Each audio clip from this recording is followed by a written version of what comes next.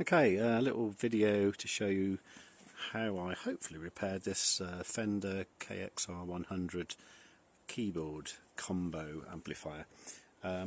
Basically what had happened was where the mains had come in there, this had got pulled somehow.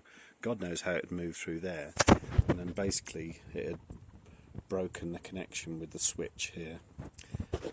It's all pretty simple really. So what I did was I pulled through some new cable, and these actual connectors, most of them were actually broken, so I kept that one. So there's a purple and a black at the top of the switch going off to the transformer, to the primary of the transformer, and the bottom two, this is the brown and the blue coming from the mains, going to the bottom connections on the switch.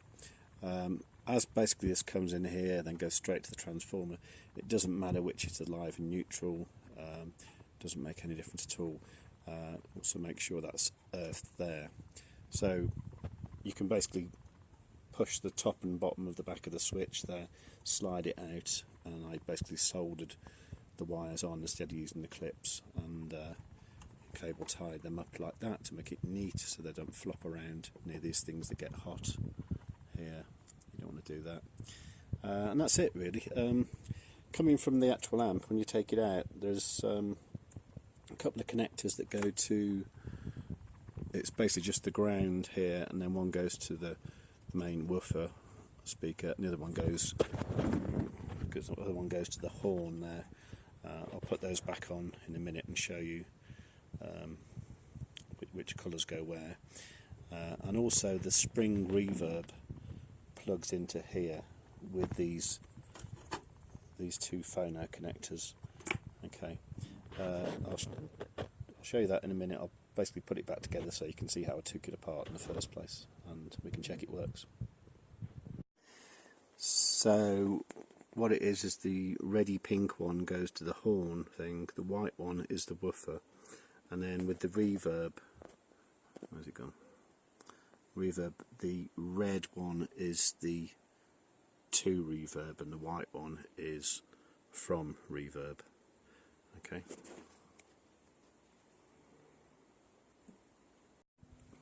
And I plug a guitar in and it works fine.